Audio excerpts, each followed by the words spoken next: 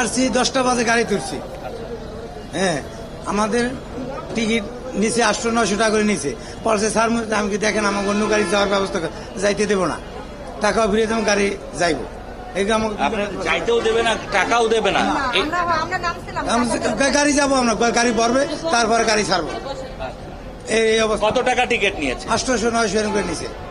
আপনার কাছ থেকে কত টাকা নিয়েছে? 800 টাকা। আমার কাছে 800 টাকা। আপনি কতক্ষণ আছেন এখানে, অপেক্ষা করছেন কতক্ষণ? এখন কি সমস্যা মনে করছেন? আমি সকাল থেকে অপেক্ষা করতেছি, এখন তো অসুস্থ হয়ে গেছি। আমি অপেক্ষা করতে করতে বমি টমি দিয়ে আমি অস্থির, এখনো গাড়ি ছাড়তে আছেন।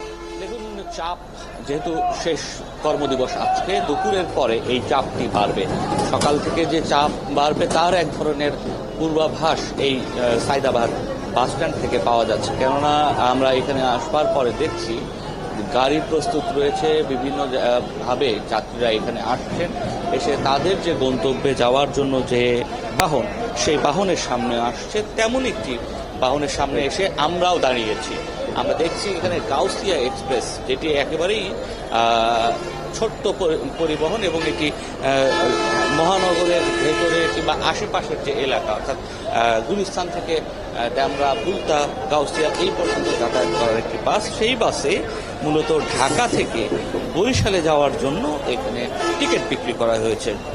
বিপত্তির জায়গা তৈরি হয়েছে তখন যখন এখানে এই সাইদাবাদ বাস স্ট্যান্ডের যারা কর্তৃপক্ষ আছেন তারা এসে দেখেছেন যে 400 টাকার ভাড়া এখানে 900 টাকা কারো কারো কাছ থেকে 1000 টাকা নেওয়া হয়েছে।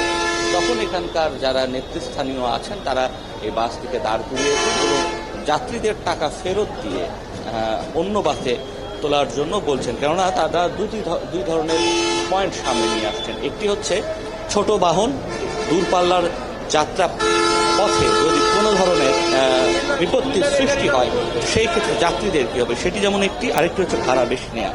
আমরা একটি যাত্রীদের সঙ্গে কথা বলতে চাই। কথা বলছিলাম আপনাদের সঙ্গে কিছুক্ষণ আগে। আর একবার কি বলবেন আপনারা কখন এসেছেন, এখন কি সমস্যা হচ্ছে এখানে? আমরা আসছি 10টা বাজে গাড়ি তুলছি। হ্যাঁ, আমাদের টিকিট নিচে 800-900 টাকা করে নিচে পড়ছে। স্যার আমি কি দেখেন আমাকে অন্য গাড়ি যাওয়ার ব্যবস্থা যাইতে দেবো না, টাকাও ফিরিয়ে দেবো, গাড়ি যাইবো। যাইতেও দেবে না, টাকাও দেবে না। গাড়ি যাবো আমরা, গাড়ি পড়বে তারপরে গাড়ি ছাড়বো। এই অবস্থা। কত টাকা টিকিট নিয়েছে? 800-900 এরকম করে নিচে। আপনার কাছ থেকে কত টাকা নিয়েছে? আমার কাছে 800 টাকা। আপনি কতক্ষণ আছেন এখানে, অপেক্ষা করছেন কতক্ষণ? এখন কি সমস্যা মনে করছেন? আমি সকাল থেকে অপেক্ষা করতেছি, এখন তো অসুস্থ হয়ে গেছি। আমি অপেক্ষা করতে করতে বমি টমি দিয়ে আমি অস্থির, এখনো গাড়ি ছাড়তে আসে না। আর কত সময় ওয়েট করা যায়?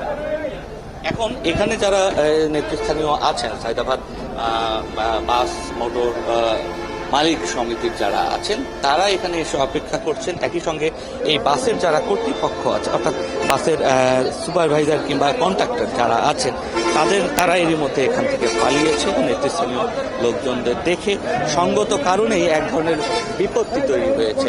আচ্ছা, একটু কথা বলে নিই আপনারা কি ব্যবস্থা নিচ্ছেন এখন? আমরা এই গাড়িটা ডাম্পিংয়ে বিআরটিএ ডাম্পিংয়ে দিয়ে দিচ্ছে, ম্যাজিস্ট্রেট আসতেছে, আমি আটকাইছি যে এই যাত্রীদেরকে আমরা বরিশালের গাড়িতে উঠাই দেবো, যেহেতু এটা লোকাল গাড়ি, এটা বরিশাল যাবে না। এখানে সিলিং করছে এরা অবৈধভাবে, এদের রোড পারমিট নাই কিছু না, কিন্তু এরা বরিশাল এই একটা গাড়ির ক্ষেত্রে না সব গাড়ির ক্ষেত্রে? সকল গাড়ির ভিতরে আমরা এই ব্যবস্থা নিচ্ছি, যারাই অনিয়ম করবে সকল গাড়ির জন্য আমরা এই অবস্থা নিচ্ছি। সেই ক্ষেত্রে যে পরিমাণ যাত্রীর চাপ আজকে হবে সেটি তো কুলানোর মতো পরিবহন আছে তো আপনাদের? প্রচন্ড গাড়ি, আপনি দেখতেছেন না, প্রচুর গাড়ি পড়েছে।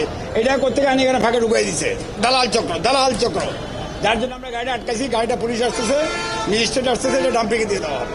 ধন্যবাদ আপনাকে। নয়ন, আপনার মাধ্যমে আমরা যাত্রী এবং কর্তৃপক্ষের বক্তব্য, দুপক্ষেরই বক্তব্য শুনছিলাম।